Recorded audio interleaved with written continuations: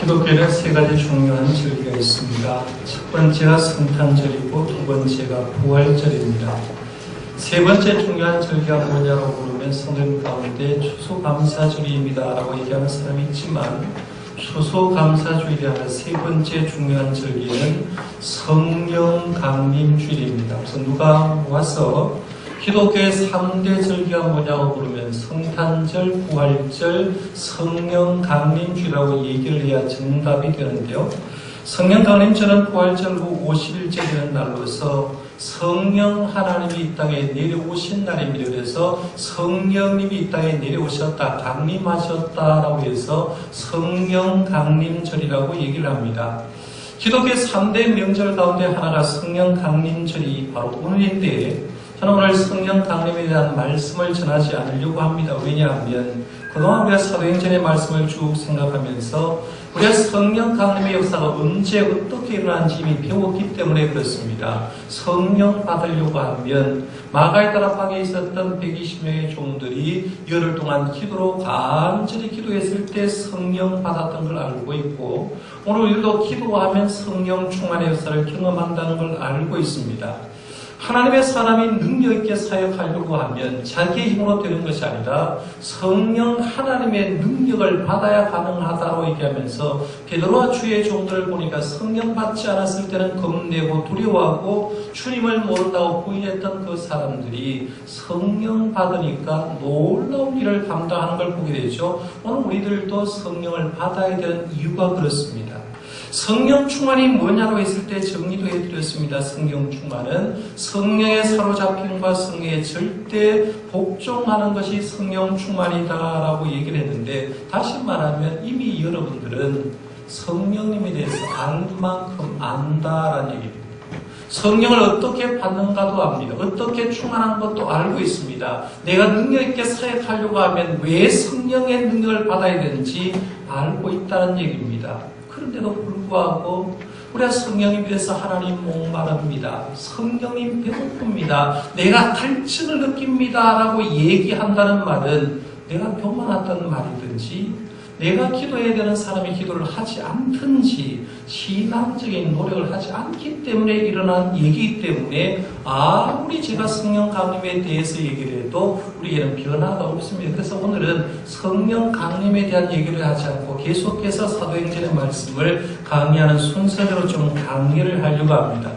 지난 시간에 우리는 초대교회가 아나니아 삽비라 꼴을 정리했을 때 또다시 부흥이 찾아왔다라는 얘기를 생각했습니다. 여러분 기독교 역사를 한 2000년 정도 보지 않습니까? 2000년 기독교 역사 가운데 부흥기가 얼마 정도 된다고 생각합니까? 2000년 기독교 역사 가운데 부흥기라고 얘기하면 아무리 후하게 잡는다고 해도 채 100년이 되지 못할 겁니다. 그러니까 2000년 기독교 역사 가운데 1900년 역사는 평범한 시기였습니다. 그 시기 가운데는 영적인 암흑기도 있습니다. 중세 같은 경우에는 아주 오랜 시간 동안 영적인 암흑기를 보냈던 걸 보게 되는데요.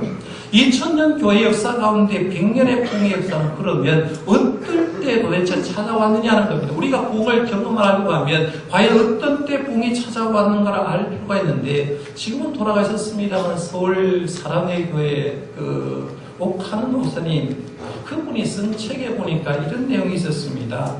부흥을 주시는 특별한 때 세 가지가 있더라라는 얘기입니다. 자기를 목회를 하면서 교회사를 연구를 해보면서 보니까 부흥을 하나님이 주시는 특별한 때가 세 가지가 있는데 첫 번째는 새 선교지를 개척할 때 하나님은 부흥을 주시더라고 얘기합니다. 어느 나라든지 새롭게 복음이 증거되고 새롭게 선교지가 개척될 때는 부흥의 역사가 일어났다라고 얘기합니다. 우리나라도 복음이 들어왔을 때 부흥의 역사가 일어났습니다. 중국에도 복음이 처음 들어갔을 때 그렇게 했고요. 인디언 세계도 그와 같은 부흥의 역사가 일어났고 미국의 경우에도 미국의 복음이 처음 들어갔을 때 그런 부흥의 역사가 일어났다는 겁니다. 우리가 지금 사도행전의 말씀을 생각하는 것도 역시 마찬가지죠. 교회가 처음 만들어질 때 하나님은 놀라운 부흥의 역사가 일어나는 걸 보게 됩니다. 두 번째 하나님이 부흥을 주시는 특별한 때는 한 세대가 영적으로 최악이었을 때 하나님은 부흥의 역사를 베풀어 주었다라고 얘기합니다. 한 세대가 영적으로 최대한 타락되어서 더 이상 구제 불능이라고 얘기를 했을 때 하나님은 그 시대에 다시 부흥의 불을 던져주면서 다시 그 나라를 회복시켜주는 걸 보는데요. 대표적인 것이 중세 암흑기를 거치고 지금부터 500년째 일어났던 종교개혁의 운동이 바로 그런 역사다라고 볼 수가 있죠. 그러니까 한 세대가 영적으로 타락했을 때, 그래서 어떤 면면 우리 한국교회 왜 하나님 부흥을 안 주냐라고 물으면 반대로 그래도 이 시대가 영적으로 극도로는 타락이 되지 않았기 때문에 부흥을 안 준다고 생각하는 사람도 있다는 겁니다. 그 다음에 세 번째, 어떨 때 하나님이 부흥을 주냐고 했을 때 교회에 큰 핍박이 당하여질 때, 그러니까 큰 핍박이 오기 전에는 항상 부흥의 역사가 있었다라고 얘기를 합니다. 우리가 예루살렘 교회도 마찬가지입니다. 예루살렘 교회가 놀라운 부흥의 역사가 일어나는데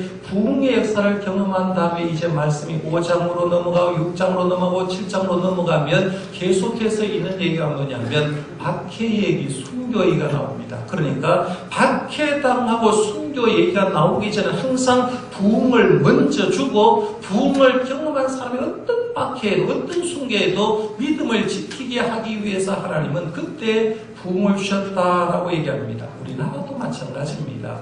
우리나라도 언제 부흥의 역사가 일어났습니까? 라고 말하면 여러분 대답할 수가 있죠. 우리나라의 부흥은 1900 몇 년요? 7년입니다. 1907년 평양 대부흥 운동이 일어났는데 그때 당시만 해도 왜 우리 한국에 1907년 평양 대부흥이 일어나고 한국교회가 흔들었는가 알지 못했는데 가만히 지나보니까 1907년 다음에 1910년 한일 한방이 있더라고요.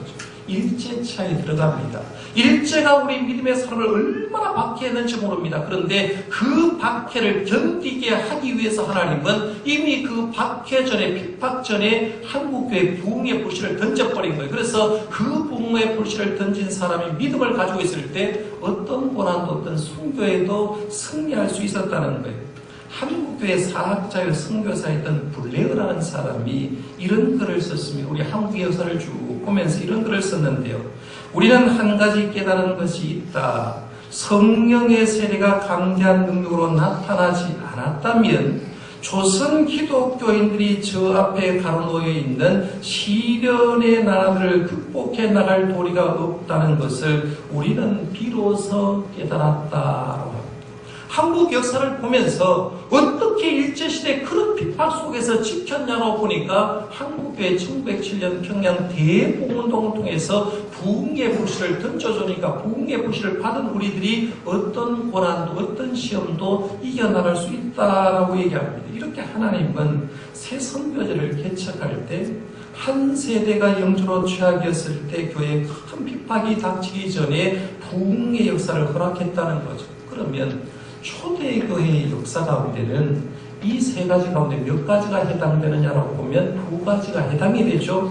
새 선교제를 개척할 때 그리고 교회가 큰 핍박을 당하기 전에 부흥의 역사가 일어났다는 걸 봅니다. 우리가 사도행전 2장부터 시작해서 이제 5장 말씀까지 생각했는데요. 초대교회 부흥을 생각하면서 여러분 어떤 생각합니까? 흥분되잖아요. 성령님이 역사하니까 놀라운 역사가 일어나는데 우리가 생각해도 흥분될 만합니다. 지난주가 생각한 것도 사도들의 손을 통해서 표적과 기사가 나타났고 그러니까 믿는 사람의 수가 엄청나게 많았다라고 얘기를 합니다. 그러면 그 역사 가운데 계속해서 부흥하든지 좋은 일만 계속해서 일어나야 되는데 오늘 말씀해 보니까 또다시 핍박이 찾아오는 걸 봅니다. 17절, 18절 말씀 우리 같이 한번 읽어보겠습니다. 시작. 대제사장과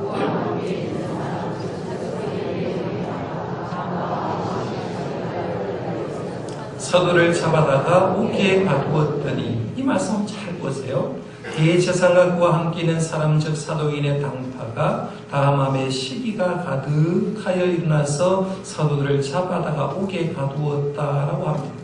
아나니아 삽비라 사건을 정리한 다음에 초대교회에 다시 부흥이 일어났는데 사탄은 부흥이 일어난 교회를 그냥 보지 못하고 이번에는 종교 지도자를 통해서 교회를 다시 한번 핍박해 주는 걸 봅니다.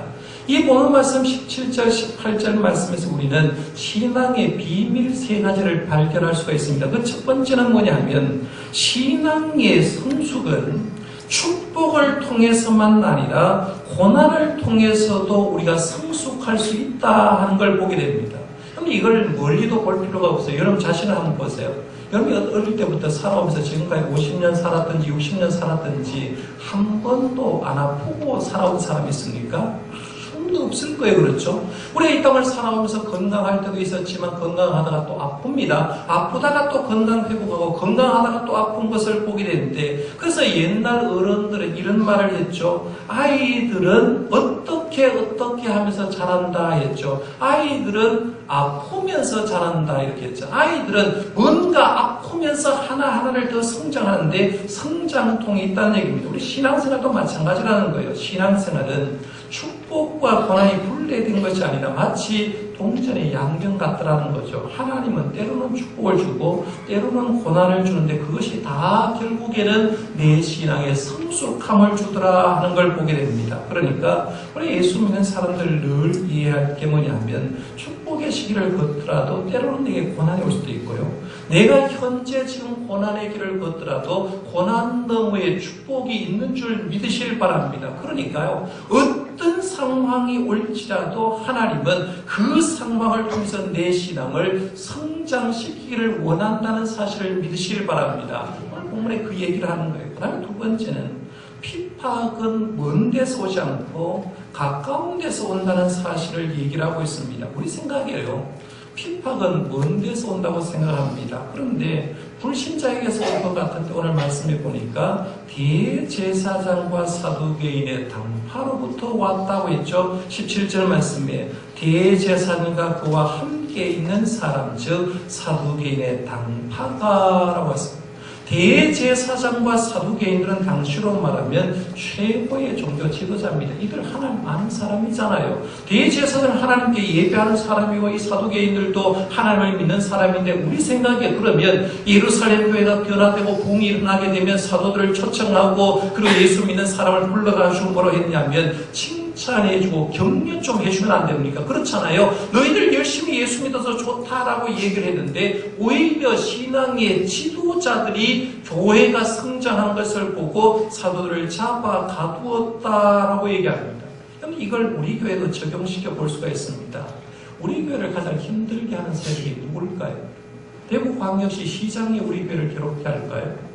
지삼동에 있는 동민들이 우리를 괴롭게 할까요? 그렇지 않다라는 거예요. 지난 우리 교회 46년 역사를 한번 돌아보시길 바랍니다. 교회 밖의 사람이요. 우리 교회를 핍박한 적이 없을 겁니다. 교회 밖의 사람이 우리 교회의 성장을 방해한 적이 없을 겁니다. 우리 교회를 힘들게 한 사람, 우리 교회를 박해하고 성장을 못하게 한 사람이 누구 있느냐 하면 다 교회 안에 있는 사람이었다는 거죠. 심지어 이 교회 안에 사람 가운데 목회자도 될 수가 있어요.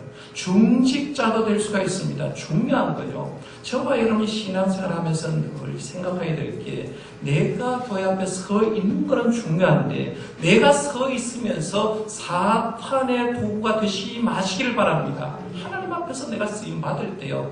내가 존재하면서 잠시 있다가 갑니다. 그럴 때 사람들이 얘기할 때 저분 때문에 교회가 부흥했다라는 소리를 들어야 되지 저분 때문에 교회가 엉망이 되었다. 교회가 힘들었다 소리를 들으면 그분은 사탄의 도구가 되는 거예요. 그래서 우리가 존재함으로 통해서 누구든지 관계없어요. 여러분이 존재함으로 교회가 부흥되는 역사가 있기를 바랍니다. 그다음에 세 번째 비밀은 핍박이 오는 이유는 특별한 이유 때문에 오는 게 아니라 시기와 질투 때문에 온다라고 얘기합니다. 사람들이 교회 생활하면서 나름대로 얘기합니다. 신앙적인 논리 때문에 교리적인 이유를 들어서 자신을 합리화시키면서 나는 이런 일 때문에 싫습니다라고 얘기하는데 보는데요. 성경 말씀을 보니까 그렇지 않더라는 거죠. 사실은 우리가 하나님의 교회를 힘들게 하는 사람 대부분은 시기와 질투 때문에 힘들게 할 때가 많다는 겁니다.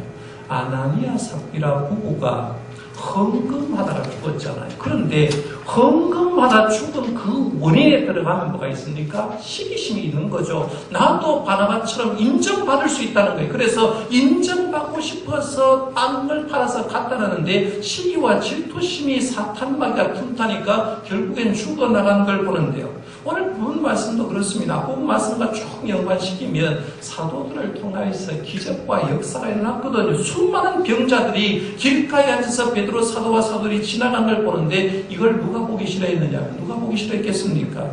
대제사장이 싫어했겠죠. 사도계인들이 싫어했습니다. 왜냐하면 자기들이 종교적인 리더입니다. 종교 때문에 먹고 사는 사람입니다. 그런데 백성의 마음이 한순간 바뀌어버린 거예요. 예루살렘에 있는 사람들이 한순간 자기를 향했던 시선이 사도에게 가고 예수님에게 가고 그리고 인기가 자기들이 떨어지니까 자기들의 마음속에서 저 인기 누가 받아야 되는데 내가 받아야 되는데 우리가 받아야 되는데 라고 하면서 시기가 가득했다는 거죠. 그러니까 17절 하반절 말씀에 보면 사두개인의 당파가 다 마음에 뭐가 가득했다고 했습니까? 시기가 가득하여 일어나서라고 얘기합니다. 시기 때문에 사도들을 가두었다는 겁니다.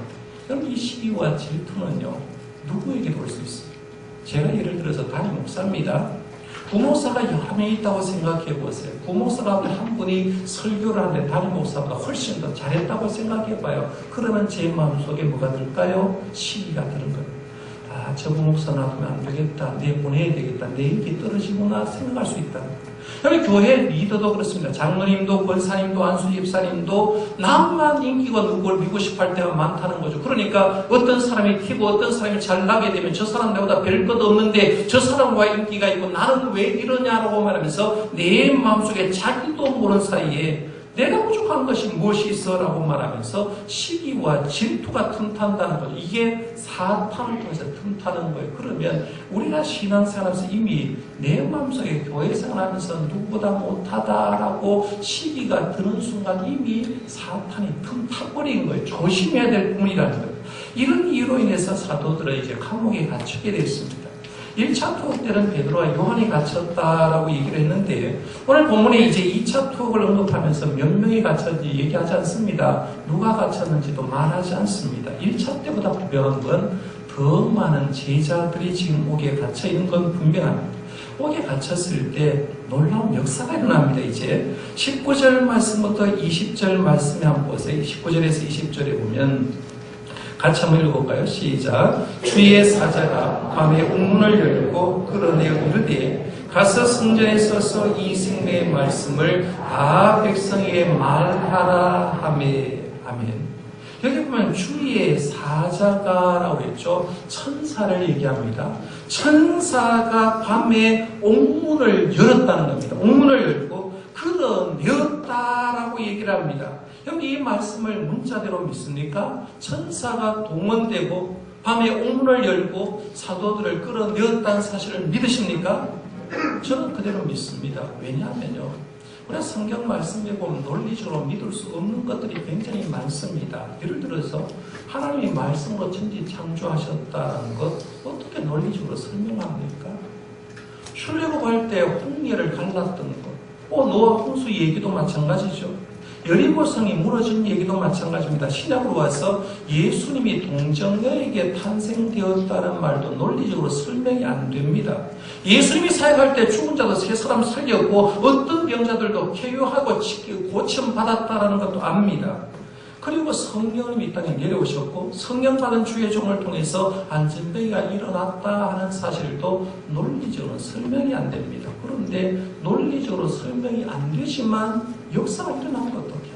지금 시도 역시 마찬가지입니다. 논리적으로 설명이 안 되는데 하나님의 역사가 일어나면 옥문을 열고 하나님이 끌어낼 줄 여러분 믿으시길 바랍니다. 그리고 조금 더 나가면요, 우리가 옥문을 열고 끌어내는 이유가 뭐냐면 하나님의 영광을 위한 거거든요. 그러니까 때로는 항상 주의 종들이 옥에 갇혔다고 해서 끌어내지 않아도 그것이 하나님의 영광이 된다고 하면 때로는 옥에 있으면 순교도 할 수 있다는 거죠. 그 정도로 좀 볼 필요가 있어요. 다시 옥문을 한번 돌아가고서 천사가 이제 밤에 갇혀있던 옥문을 열고 사도들을 끌어냈습니다. 추록시켜준 거죠.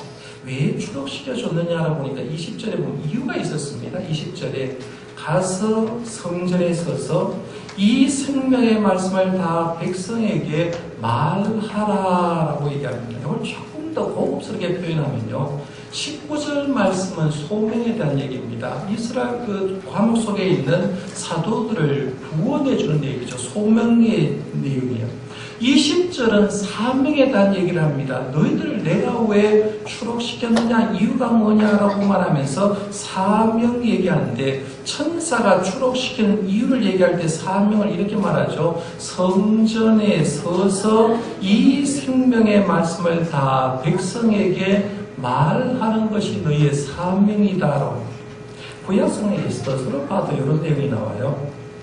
이스라엘 백성이 이제 몰살당할 위기에 있었습니다. 자기의 삼촌이었던 모르드게가 에스더에게 이런 말을 합니다.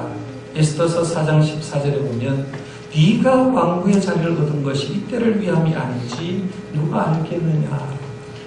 하나님이 너를 왕으로 삼아주었는데, 하나님이 너를 왕으로 삼아준 이유가 이때를 위해서가 아닌가 하는 걸 얘기를 하는 거죠. 네가 왕으로 부름받았다. 그러면 왕으로 부름받았을 때 그 왕으로 부름받은 사명이 뭐냐는 거예요. 그 사명이 유대인들 지금 죽게 되었는데, 죽게 된 유대인들을 대표해서 왕에게 나가서 살려달라고 얘기하는 게 너의 사명 아니냐는 거예요.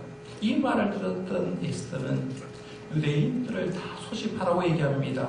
회답을 해서 수산에 있는 유대인들을 다 소집하고 3일 동안 금식 기도를 시키십시오. 그리고 나도 금식 기도하고 시녀들도 금식한 다음에 왕이 부르지 않고 왕에게 나가면 왕이 금고를 내려주지 않는다는 내가 죽지만 그래도 왕께 가겠습니다 라고 말하면서 유명한 말을 하죠. 죽으면 죽으리이다. 얘기합니다. 죽어도 좋으니까 가겠다는 얘기입니다. 결국에는 에스더 왕후도 소명을 받았는데 그 소명이 뭐냐면 유대 사람을 구원해내는 사명 때문이라는 거예요. 그 사명을 완수한 걸 보는데, 오늘 말씀을 한번 잘 보시면서 제가 여러분에게 물어보겠습니다. 여러분도 예수님으로 인해서 구원받은 줄 믿습니다. 여러분이 죄의 감옥에서, 죽음의 감옥에서, 슬픔의 감옥에서 주님을 믿음으로 주님께서 여러분을 구원해낸 줄 믿습니다. 분명히 소명을 받은 거예요. 그러면 왜 하나님은 여러분을 구원해 줬습니까? 여러분을 왜 죄의 구덩이에 빠져있는 여러분, 죽은 여러분을, 왜 사망의 구덩이에 빠진 여러분들을 왜 구원해내느냐는 거예요. 그 대답을 할 수 있어야 된다는 거죠. 내 구원받았다. 그건 다 얘기할 수가 있죠. 그런데 왜 하나님이 날 구원해 주었느냐라고 물었을 때, 오늘 말씀해 본 사도들은, 천사들이 얘기합니다. 성전에 가서 생명의 말씀을 전하게 하기 위해서 너희를 구원해 주었다라고 얘기합니다. 그러면 오늘 우리들은 하나님께서 왜 우리를 불렀는가 하는 거죠. 부른 목적이 뭡니까? 여기에 대한 대답을 해야 된다는 거죠. 죄송하지만 우리는 여기에 대해서 대답을 잘 못합니다. 죽어가는 사람 하나님께 기도해서 하나님 살기만 주시면요, 하나님 영광 위해서 살겠습니다라고 얘기합니다. 아픈 사람 건강만 주시면 하나님 영광에서 살겠습니다 얘기합니다. 가난한 사람 물질의 군만 주시면 내가 주님 영광 위해서 물질 쓰겠습니다라고 얘기합니다. 직분 받는 사람 직분 받을 때 직분만 맡겨주시면 충성하겠습니다라고 얘기합니다. 그러나 정작 하나님이 살려주고, 정작 하나님이 병을 고쳐주고, 정작 그 사람을 부유하게 주고, 정작 하나님께서 직분을 맡겨주시면 그때 잊어버리는 게 뭐냐면 사명을 잊어버려요. 화장실을 갈 때 다르고 나올 때 다르다. 우리는 하나님께서 불렀는데, 하나님께서 날 구원해 줬는데, 나에게 직분도 줬는데, 살 만큼 해 줬는데, 그 다음에 내가 받은 사명이 뭔지 잊어버릴 때가 많다는 거죠. 그래서 살기는 살아요. 예수를 믿기는 믿어요. 왜 믿는지 몰라요. 그냥 형식적으로 믿을 때가 굉장히 많다는 얘기입니다. 오늘 여러분이 그걸 확인하셔야 된다는 얘기입니다. 하나님이 나를 살려준 이유는 뭔가? 나에게 맡겨진 사명은 뭔가? 이 시간 말씀을 통해서 사명을 회복할 수 있기를 바랍니다. 오늘 본문으로 다시 한번 가보세요. 사도들은 사명을 받았습니다. 가서 성전에 서서 이 생명의 말씀을 다 백성에게 말하라라고 하면서 사명을 주니까 그들이 순종합니다. 21절 상반절에 보면 그들이 듣고 새벽에 성전에 들어가서 가르치더니라고 얘기했습니다. 밤중에 추록하고 천사들을 통해서 성전에 가서 말씀 전하라라고 얘기하니까 날이 해가 뜨고 가는 게 아니라 성경 말씀에 보니까 뭐라고 합니까? 새벽에 성전에 들어가서 가르쳤다라고 합니다. 새벽에 갔다는 거죠.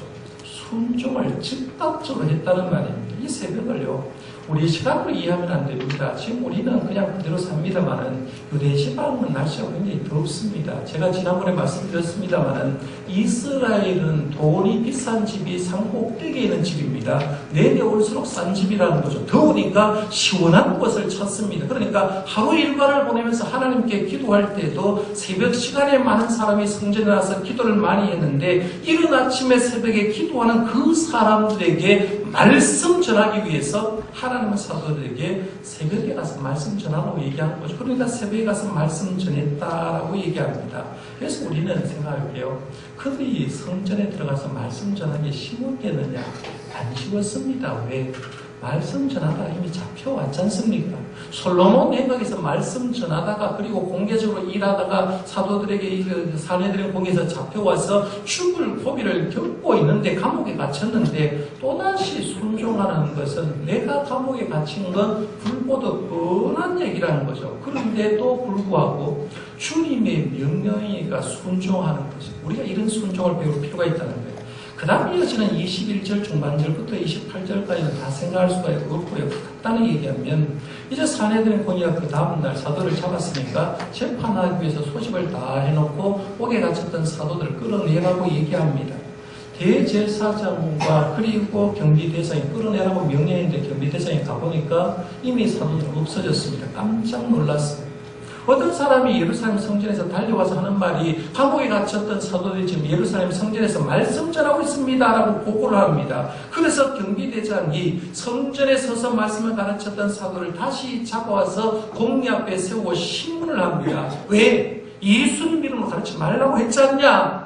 그런데 왜 예수 죽인 피를 우리에 돌리려고 자꾸 말씀 전하느냐? 신문을 하기 시작합니다. 신문했을 때 그 대답을 베드로와 사도들이 이렇게 대답하죠. 29절부터 32절까지가 사도들의 베드로의 대답입니다. 한번 같이 읽어봅니다. 29절부터 마지막 32절까지 시작. 베드로와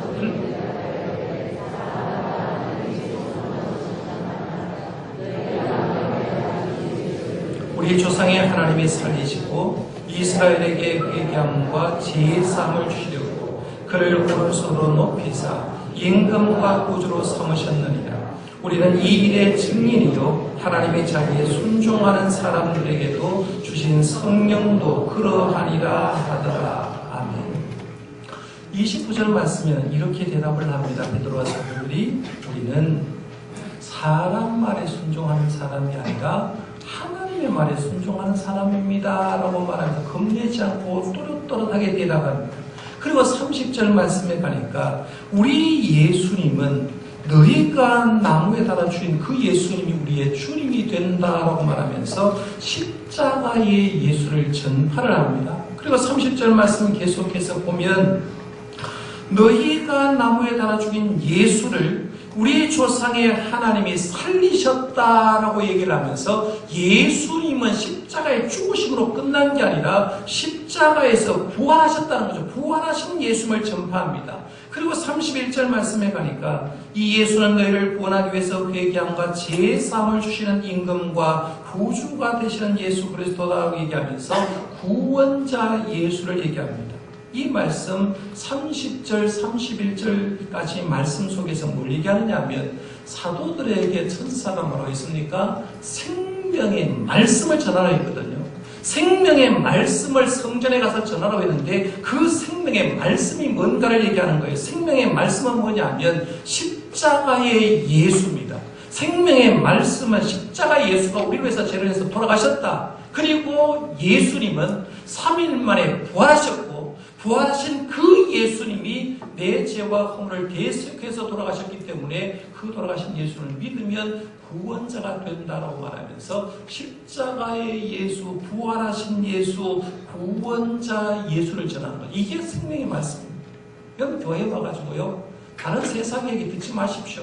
안 들어도 관계없어요. 교회 오면 십자가의 예수, 부활하신 예수, 구원자 예수님 소리만 들으시길 바랍니다. 그분이 날 구원해줬기 때문에 그래요. 그분이 바로 생명의 말씀이 된다는 겁니다. 그런 다음에 32절에 가니까 이렇게 말합니다. 32절 마지막에 보면 우리는 이 일의 증인이요 라고 말합니다. 우리는 십자가 봤다. 우리는 부활하신 예수님 봤다. 우리를 구원해준 예수님 봤다고 말하면서 우리는 이 일의 증인이다라고 얘기를 합니다. 그리고 하나님이 자기의 순종하는 사람들에게 주신 성령도 그러하니라. 하나님의 말씀에 순종하는 사람들에게 성령도 주더라라고 얘기합니다. 이제 이 말씀을 마무리하면서 하나님이 저와 여러분을 부르신 공통의 목적이 뭐냐, 공통의 사명이 뭐냐 하면 대답을 해줘야 돼요. 그게 뭐냐면 사도들이 받은 사명하고 우리가 받은 사명 똑같다는 거죠. 20절에 가서 성전에 서서 이 성령의 말씀을 다 백성에게 전하라고 했는데 오늘 하나님 우리를 부르신 목적도 땅끝까지 이르러 내 증인 되라고 했거든요. 나를 구원해 주신 목적이 주님의 복음의 증인되라고 얘기를 하고 있는데 우리도 생명의 말씀을 전하는 것이 우리의 사명이라는 거예요. 그리고 이 사명을 작게 얘기를 하면 우리가 하나님의 전에 나와서 하나님을 잘 섬기도록 받은 직분도 사명이라고 얘기할 수가 있는데 오늘 말씀을 통해서 여러분이 꼭 하셔야 될 거예요. 내가 하나님께 구원받았다는 단계를 지나서 내가 받은 사명이 무엇인지 확인하고 그 사명을 위해서 열심히 섬겨갈 수 있는 사명 감당하시는 저와 여러분들 되시기를 바랍니다. 기도하겠습니다.